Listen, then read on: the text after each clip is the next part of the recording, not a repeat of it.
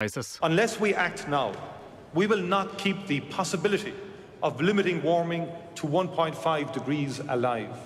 As political leaders, it is our responsibility to put the necessary policies in place. Ireland is ready to play its part. Jerry the Monk Hutch is going to ask the High Court for permission to challenge a decision to have his murder trial heard before the non-jury Special Criminal Court. His trial for the murder of David Byrne, who was shot dead during a boxing weigh-in at the Regency Hotel in Dublin 5 years ago, is due to get underway next October. Rent increase could be capped at 2% under new plans. Ministers will discuss bringing the legislation on Thursday at a meeting. Housing Minister Darragh O'Brien says it would be a major boost for tenants. I think most people would agree that rents are too high right now, and that's been an issue with regard to supply in particular and post-COVID. So I think it's appropriate that we bring in HICP or 2%, whichever is lower. Ireland will have 5 technological universities. It's after Waterford and Carlow ITs will merge, 2 from the Technical University of the South West. The new facility will also include a campus in Wexford. 7:02. News Talk weather. Thanks to Ryanair. Visit Christmas markets in Berlin, Vienna, Prague and more. Mostly cloudy in all areas tomorrow with some patchy light rain in the south and west, largely dry for the north and east. Highs of 11 to 14 degrees tomorrow. And now you're up to date on News Talk. The Newsround on Off the Ball with Gillette. Put your best face forward with our new and improved razors. This is News Talk. Yeah, welcome along to Tuesday Nights Off the Ball. It's Richie McCormack here with you right through until 10 o'clock tonight. Busy night on the way. Champions League action well underway. There is an hour played in Sweden where Chelsea lead Malmö by 1-0. That goal coming in the past 5 minutes from Hakim Ziyech, rounding off a fantastic counter-attack from a Chelsea perspective. We'll look ahead to Manchester United's game away to Atalanta in the company of David Myler after 7:30. And we'll round off the evening's action with Damien Delaney in the football show. The civil war in Clare GAA appears to have reached a ceasefire stage. We'll ask what comes next for the banner after the passing of a 5-year strategic plan last night. Dennis Walsh and Jamesy O'Connor will talk to us after 8. And as Unai Emery appears bound for the Newcastle hot seat, we'll talk to Luke Edwards of The Telegraph about what is the latest with the takeover at Newcastle and what plans they have in place for the next few months. 53106 is the text number if you want to get in contact via that means. You can also tweet us at Off the Ball. I'm delighted to say here for the Newsround is Ann-Marie Donelan. Good evening, Ann-Marie. And Johnny Ward, journalist extraordinaire, keeping an eye on all matters Chelsea at the past while. Looking good tonight.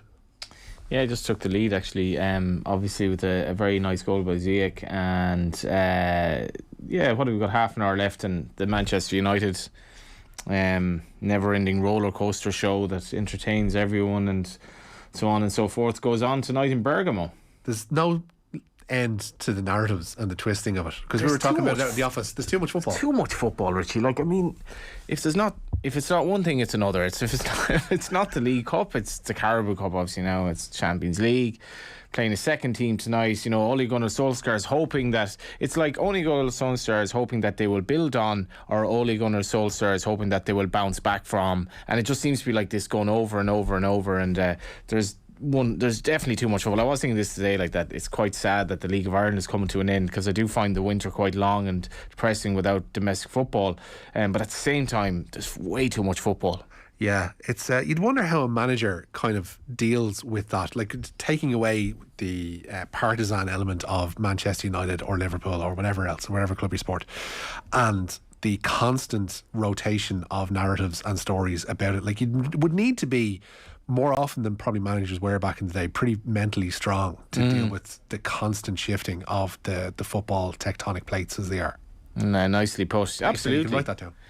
And the fact that, well, in my day, of course, or in your day, Richie, they didn't rotate teams. You played your best 11. You know what I mean? It's not like... You go out there and do your stuff, Johnny. Do you remember the days when, like, Graham Souness had that horrific run of cup upsets, like at generally teams beginning with B? They lost to, like... Burnley, Bolton, or no, Bristol City and Bolton. And possibly one more. And, often at home as well. Liverpool were really bad. But, like, you didn't change your team for the FA Cup, even if you were playing, like, a really inferior team.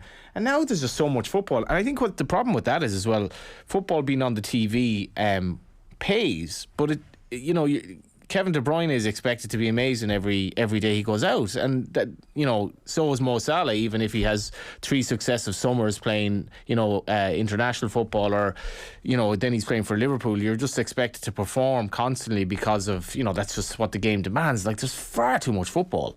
With that in mind, you watched Pats and Bows last night. Yeah, now, like, as a League of Ireland fan, you can actually pay to watch games like in Ballybuffet on Tuesday night, and, you know, it's like, what are you watching? I'm obviously watching Finn Harfson Drogheda here, but I was thinking, going back to the Liverpool days, the 2-4-3s against Newcastle, those 2 amazing games. Pats and Bows was edging towards that at times last night. It was an unbelievably entertaining game. Game of 2 halves. Like, Bows were horrific in the first half. I was like, what is this malaise about? And then they had made a few changes, and Keith Long has basically said that we're not. So the game against Rovers, they're just going to essentially give up the 321 stars because they're not going to move the game, because 4 games in 8 days is far too much. Yeah. So that's fair enough, and that gets back to my argument. But so they didn't play some of these key players at the start. For the first hour, Pats absolutely battered Bows, like battered them 2-0 up. It was like, how much are they going to win here? And then goals change games, Richie. I've heard that, yeah. Goals change games. I don't know if you've... And so it was a mistake by Paddy Barrett, and then Bows were comfortably the better team thereafter, and inevitably scored. And I tell you, the boy Promise I'm a share. I like him a lot. Very physical presence up front. He's got a lot about him. He's a handful, but he's very he's had so few games, and I was saying this to somebody today, like, Jack Moylan's been let go by Bows, and most people will not have heard of Jack Moylan, but he actually scored for the under-19s when they had that run a couple of seasons ago. He's been on loan at Wexford. I was just saying, Georgie Kelly might leave. Ross Tierney, who was amazing last night, is leaving, and I was like, if you had Promise and Jack Moylan as what now? What's that? Did you just drop that bombshell in the middle of the news and not tell anybody? Which? About Ross leaving? Oh, that's well established. Motherwell have said he's signing a 3-year deal in January. Ross Tierney. That's not news. That's about 2 weeks old. You're killing me here, Johnny. Yeah, he was so good last night. Yeah, he's a very good player. Anyway, so if you put Promise and Jack Moylan up front together as this, and both have this kind of, like, you know, they lose players every year, but they've such a good kind of, you know, like, conveyor belt of talent coming through that it kind of makes it interesting. And Moylan's been let go, and obviously Promise is getting his game, but it was a brilliant game of football. It was end to end, and, like, I'm going on a bit here now, but as I want to do. But the dynamic, if you watch some of these streams, the dynamic between the two lads doing the commentary, were very often just, last night it was Ger O'Brien and Jamie Moore. The dynamic between them is great, and Ger O'Brien, who's like works for Pats, he's like, yeah, we're going 2-on-2 at the back here. This is basketball stuff. He just couldn't get over it. It was brilliant to watch. Absolutely brilliant to watch. On Monday night. A lot of the LOI TV stuff has been pretty partisan. And even Joey and Doe. We'll have to play a clip of that in the football show later on. Joey and Doe's celebration in commentary of Rovers. Winner was actually, yeah, in the first minute of added time, Lewis Banks scored the winner at home to already relegated Longford. Joey and Doe celebrating on commentary as if they just won the cup final. It was just spectacular. Sligo were awful. Like, they played terrible, and like, but it was a massive 3 points, and Joey and Doe, like, welcome to heaven as is his want, like, in the showgrounds against Longford on a Monday night. We should kick on with the news round, which is, of course, brought to you with Gillette, proud sponsors of Movember, which we now find ourselves in. Of course, gentlemen, start your razors, and Ann-Marie, we're going to start with the Champions League tonight, because there is a lot of it about. Yeah, thanks, Richie. And Ole Gunnar Solskjaer will hope that his Manchester United side can build upon their 3-0 win over Spurs in the Premier League at the weekend. Tonight, they're in Bergamo. That's to take on Atalanta in Group F of the Champions League. Kick-off is in under an hour's time at 8 o'clock. United go into this top of their group with 6 points from 3 games. The home side won in dramatic fashion when they met at Old Trafford just recently. They came from 2-0 down to win 3-2, with Marcus Rashford and Harry Maguire scoring second half goals before a Cristiano Ronaldo header in the last 10 minutes sealed the win. The team news is out for United, and Solskjaer has gone with De Gea in goals, a back three then of Eric Bailly, Raphael Varane and Harry Maguire, with Aaron Wan-Bissaka and Luke Shaw the wing backs. In the middle then Scott McTominay, Paul Pogba and Bruno Fernandes, so Pogba back in the side. Up front then Ronaldo and Marcus Rashford.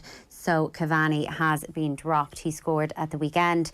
Elsewhere in the group, Villarreal host Swiss side Young Boys, who beat United in September. Kick off there also at 8. Yeah, we're going to be looking ahead to the United game in greater detail with David Myler just after 7:30 tonight. And as we mentioned at the top of the show, Chelsea in action at the moment, Anne-Marie. Yeah, they are, and they lead Malmo in Sweden 1-0. That's thanks to a Hakim Ziyech goal in the 56th minute.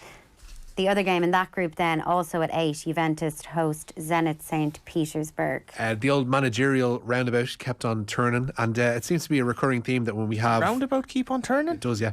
And we have Johnny Ward in studio, like an actual fairground, playground roundabout, rather than the actual, thing in the middle of the road, which if it did keep turning would just be very confusing. It's a carousel, is it not? It's not a roundabout. It was a misjudgment of words, John. You could have just let it go. You Great song by Iron and Wine, actually. You wouldn't let it lie. No. You would not let it lie. But I was thinking of, I was going to use something that wasn't conveyor belt there, and I was like, this is not the right word. So that kind of circular motion has been in my head for 10 minutes or so now. It's faster this year than last year, isn't it? The roundabout. The roundabout's faster. As in they put up the speed limit on No, the I roundabout. just remember it was around Christmas, the first sacking last season, wasn't it? Yeah. In and around. I think Spurs were left in this invidious position whereby there's a line in the thick of it that somebody will text in and probably have it better off than me, but it was about firing somebody and the timing of firing somebody. Whereas if you fire somebody now, it looks like you've made a mistake, or if you fire them a little bit later and they resign, then it looks like they've made the mistake. But that is the thing about, generally as a rule, sacking the football manager does not work. There might be a quick bounce, but this is not... Chelsea are playing the Champions League, mate. Have won the They're literally Champions right in League front last of you. season. What's this? Chelsea. Oh yeah, I know, but as a general rule, statistically, Nuno did a bad job, but you appointed him. So you appointed him. It's your fault because you're sacking him after, how long is he in the job? 4 months. 4 months. So you appointed him. And you know... I didn't, but you're saying this to me as if I Obviously appointed... not you. I'm not Daniel Levy. We share a hairline, Levy. Johnny, but not much else. But Conte, I was looking up there, this is his 10th job, I think, which is a bit mad. He's terrific Italian kind of steely eyes, hasn't he, Conte? He has that look where it's like, I am a cool dude. I could be a movie star. He has eyes that look like, this morning I saw that picture tweeted out of him holding up the jersey, and it looked like he'd had a late night, and indeed it seems he had. One of the details in David Law's piece in the Telegraph today is that he actually slept in the training complex of Spurs last night. So a late night by Conte standards. This is, I was going to say, it's a recurring theme when you're in studio. There's people sleeping over in their workplaces. I won't hear of it. Tonight you'll sleep on the floor of your office. But Anne-Marie, there we go. Managerial roundabout. I like Managerial that. roundabout. Yeah, officially confirmed as the new manager of Tottenham Hotspur today, the Italian, who has won league titles previously with Chelsea, Juventus and Inter Milan, replaces Nuno Espirito Santo after he was sacked yesterday. He is initially going there on an 18-month contract, but there is an option to extend that. Conte said today that he turned down the club earlier this year. They had talks in the summer because leaving Inter Milan was still too emotional for him at the time. This will be his second stint in the Premier League, and indeed in London. He guided Chelsea to the Premier League title in 2017. Spurs' next game is against Vitesse Arnhem in London in the Europa Conference League. He will be on the line for that, and that's on Thursday, and then on Sunday they're away to Everton. So was that key to why Nuno failed, in that he obviously was not? It's like, go on, you're not the person I really want to date, but he was the 5th or 6th the other choice. 3 aren't available. Yeah, they'd hummed and hawed about I wonder, is that why it never worked for him? He was just so mentally himself undermined. And this is the strange thing as well. It's something we touched on a little bit last night too. It's that the line about Conte saying it was too emotional for him to get involved with Spurs, that's nonsense. They apparently had spoken, and he wasn't, pleased with the amount of money that he'd possibly have to spend, and then they, let Nuno sign a couple of loan players from Atalanta and maybe one other then on big enough money, and not much else. And so they've clearly had to make promises to Conte to say, it's not like the summer. We're going to give you a big wad of cash to come in, and then we'll take it from there. Self and Dan were having this debate Saturday about the managerial loyalty of somebody, and you're on about Conte. I was too emotional that, and Dan reckons Rafa Benitez would take the Man United job in a heartbeat. Well, he's taken the Everton job, so not the presumes he same, doesn't though. care. It's not the same. It bloody well is the same. Well, it's different because they're literally across a park from one The another. loyal, but the Man No. United, Liverpool Everton rivalry is different. Like Liverpool Man United is a rivalry, proper rivalry. Everton, like, Yeah, you know, they're Liverpool neighbours, fans but they're will not. say it's Everton. They're still not going to contend against them, even if Benitez is there. Yeah, but yeah, I guess there's a point there. Managerial loyalties, like players obviously come and go, but do managers have that attachment where, like Henry Shefflin was never going to manage against his own club, seemingly, so he says anyway. Well, he did, yeah. That's exactly what he said. He was never going to manage against Ballyhale when he was talking to Dricko, but there you go. Would Henry Shefflin, would Brian Cody take an inter-county job if Kilkenny told him to sling your hook? Like, that'd be interesting. I'd say he would. I'd say if the hunger's still there to go and do it, yeah, sure, why not? Because Mickey Hart takes a job in Loud straight away. It's just like you're like Mick McCarthy or Rafa Benitez. You have to be managing. Yeah, we were basically talking to for your Pete own. McGrath last week as well, and he took on the Fermanagh gig. Yeah. Because he just thought it was a good project and wanted to get involved. Text is in 53106. Dara C says Johnny Ward, always a welcome addition to the proceedings. I'll notice neither myself or Ann-Marie were mentioned in that one. Bart says Rashford and Ronaldo in 2007-2008, when Ronaldo was on fire with the fire emoji, Rashford was lighting up the under 12 and under 14s. Today they start together for the first time. Hashtag vibes with all caps. Hashtag dreams come true. That's some great hashtagging, Bart. Thank you for that. 53106 if you want to get in contact tonight. Another managerial roundabout appointment, Ann-Marie, this time close to the home with I'm interim actually contract. thinking of managers trying to get their place in the roundabout now, just waiting to barge. And roundabouts are a hostile place, especially if you're on This is the bike. question. Is the managerial roundabout a signalled roundabout? It seems to be only found in Ireland, or is it indeed just a freewheeling roundabout? 53106. Let Anne-Marie tell us. Right, this is one of the best things to happen to the League of Ireland in the League of Ireland roundabout in years. Okay, Johnny. Former Republic of Ireland and Chelsea star Damien Duff looks set to take over as the new boss of SSE Airtricity League club Shelbourne. He has been working previously with their under-17s, and Shelbourne were recently promoted back up to the SSE Airtricity League Premier Division. That was after winning the First Division just a few weeks ago. It was announced then last Monday that their manager Ian Morris would depart the club at the end of the season. So that looks like it will be confirmed tomorrow. Duff to Shels. That's, I think it's going to take a lot of people by surprise. Yeah, he clearly, as Anne-Marie mentioned, there's been involved in and around the club for the last little while. But people from the outside looking in will see the job that Ian Morris has done to get Shelbourne back up into the Premier Division and think, why has he been let go? And why is Damien Duff now the man to lead them when they get it to the top flight? Johnny, can you give us a little bit more as a League of Ireland insider? This is batshit crazy, like, because it's like, you know, you'll say somebody's unpredictable, but he's not going to take that job, right? So he is unpredictable, but Damien Duff, who has been kind of smattering around, as my mother would say, at underage teams, Smattering, leaves the Ireland setup for some vague reason that I still can't really get my head around. I can't see why. You know, the Celtic thing, fair enough. You know, he played briefly for Shamrock Rovers. He was very impressive with the underage there. Then he went to Celtic, but the Ireland job seemed to be perfect. He left under mysterious circumstances, had to do something, so went into Shels, did a bit of underage there.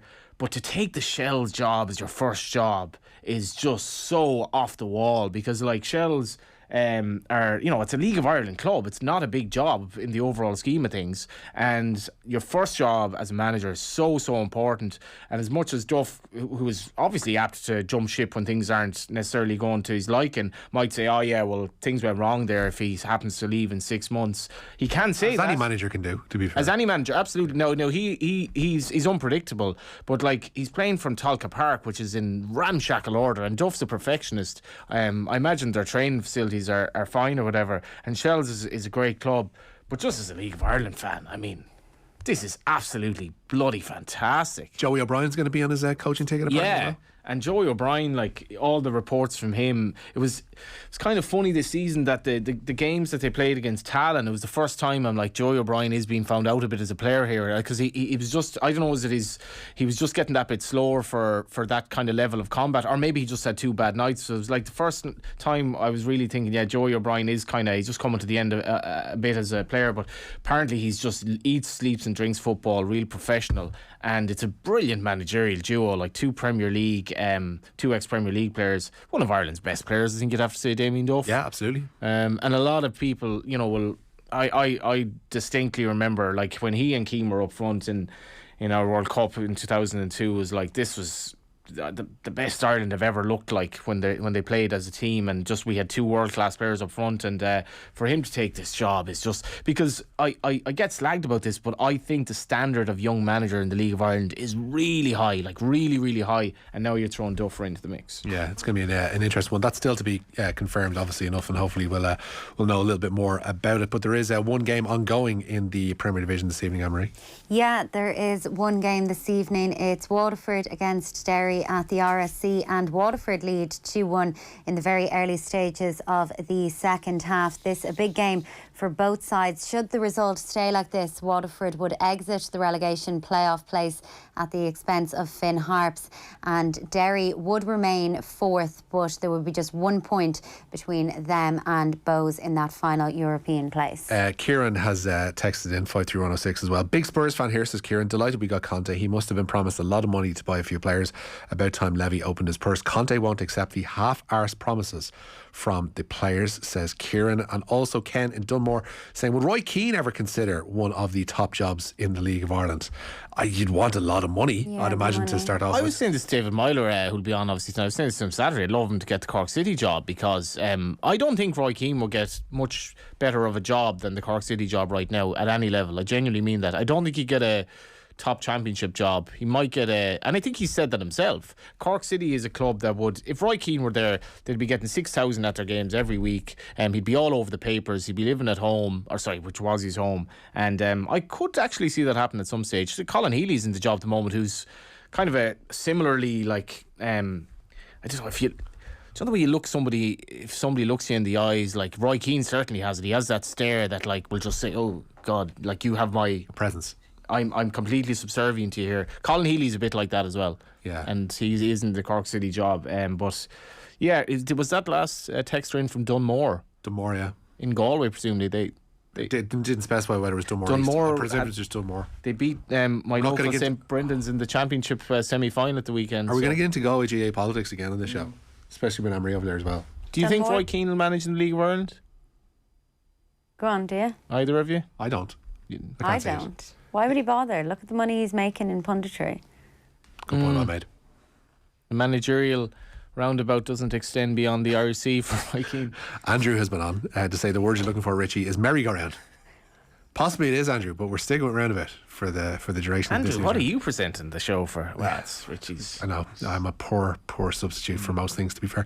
Steve as well saying best of luck to Duff, but I'm not convinced we need an unproven manager, and especially if Alan Reynolds has gone. Morris did brilliantly to get us up twice, but is limited as a manager. So there we go. FIFA and the fallout from the corruption from a few years back ain't gone away, Ann-Marie. No, it hasn't, and former FIFA President Sepp Blatter and ex-UEFA boss Michel Platini have both been charged today with fraud and other offences by Swiss prosecutors. It follows a 6-year investigation into a controversial payment that was made to Platini worth almost €2 million. The case led to both men losing their jobs, but they've always denied any wrongdoing, even though it was proven that Blatter okayed the payment. They will now face trial in the coming months. Yeah, obviously we'll await the outcome of this particular case, but it's one of these situations, Johnny, where the name of Michel Platini will always be forever associated with, like, France 84 and a brilliant term at Juventus and Saint Etienne and stuff before that, and just a great player. And it's like that artist versus the persona thing, whereby you can, some artists you might like might be, accused of dreadful things, and yet still the music is there, or they've just said ridiculously a string of stupid things down through the years, and you still have to go back and listen to their tunes. Can you still enjoy the Platini nostalgia, even if you know that this stuff is hanging over his head and what he's tried to, potentially allegedly engineer in football? In fairness, like he sadly, people of a certain age will remember Platini now for this, and Platini being in a sentence with Sepp Blatter is not a good start, obviously, but I'm actually too young, even I am too young to remember him as a player, but it doesn't take away from his football. That's the sad thing about, like, Steve Staunton as well. Steve Staunton is remembered as the manager that he wasn't, as opposed to the player that he was, which I think is kind of sad as well. I have had this conversation so many times with people about Steve Staunton. Steve Staunton, it should be regarded as one of the best Irish internationals of all time. Terrific footballer. And like, that should be the headline, the top line, not necessarily a bad Most managers 2 years. fail. Most managers fail. Like anybody in that position was probably going to fail too. Let's be quite honest. And Staunton was, big enough of a person to take on that job in the first place and say, I'll do this. My country's come calling. Why not? Why would he in that position have turned that down? Because he turned out to not be that good doesn't make him not like. Winning 100 caps as an Ireland international in that day and age was a very difficult thing to do. Very few people at the time did it. It's now the increased number of games means it's going to happen more and more. But gee, like he played in Premier League football for nigh on 2 decades under Big Ron. Under Dalglish, brought through Dalglish, not a bad judge of player back in the late 80s and early 90s, but there you go. 52106, your opinions on Steve Staunton and the managerial roundabout as well are more than welcome. Melbourne Cup was on earlier today as well, one of the biggest days in racing, Ann-Marie. Yeah, but unfortunately, no joy for the Irish in the Lexus Melbourne Cup this morning. The Chris Waller trained Very Elegant won it. The 6-year-old guided to victory there by New Zealand jockey James McDonald. The Joseph O'Brien trained Twilight Payment, who actually won it last year, could only manage 11. And also sticking with the matters equine, I guess, as well, and this is a big note of controversy looking at the modern pentathlon over the Olympics. Poor old Natalie Coley. This was just so... this is one of the horrible moments of the Olympics. Yeah, and it could change now, Ann-Marie. Yeah, there are a number of reports today that suggest the equestrian discipline is to be dropped from the modern pentathlon. A number of strategic meetings have been held by the sport's key stakeholders, and the governing body is due to make a statement on Thursday. As you both mentioned, there was heartbreak for Ireland's Natalia Coley at the Tokyo Olympics in the summer just gone. Her steed Constantine refused to go over numerous fences, and that saw her pick up a number of time faults. 30-year-old Coley, who was competing at her third games, went from 4th, and she really was in contention for a medal, down to 19th with that, before eventually finishing up 24th. And they don't actually get to train, obviously, with their horses beforehand, so it has been deemed by a lot of people as being unfair. And very quickly, Ann-Marie, as well, before we sign off, there is one pretty big boxing match involving Kailyn Cassidy. It's ongoing at the minute, actually, as well. Yeah, he's in the ring. Kailyn Cassidy fighting for an amateur world championship medal this evening. The Waterford light heavyweight is taking on Belarusian Alexei Alfiaura at the quarter-final stage in Belgrade, as he said, ongoing. Thank you for that, Ann-Marie. Well, there are about 2 minutes left in the second round in that one, by the way, and Cassidy has just been checked out for a bloody nose. We'll bring you the result of that one the other side of the 7:30 break. Ann-Marie, thank you. John, you're going to stick around as well, and it is time to let's load that cash machine, I guess. Your chance to win big. News Talk's cash machine. Yeah, well done to Debbie Brady, who's working away in Crumlin Post Office today when we called her just after 3 o'clock. Debbie knew the correct amount in the cash machine was €6,271.39, so that money will be making its way into her bank account, and you could be our next winner. Make sure you're listening at 8 tomorrow morning on News Talk Breakfast from Shane and Ciara. Will tell you exactly how much you can win. That is all with thanks to News Talk's cash machine. A busy show on the way, talking Clare GEA after 8 o'clock, the football show with Damien Delaney after 9, and indeed Luke Edwards talking Newcastle. And up next, we'll look ahead to Manchester United's game in Bergamo with David Miner. The News Round on Off the Ball with Gillette. Put your best face forward with our new and improved razors.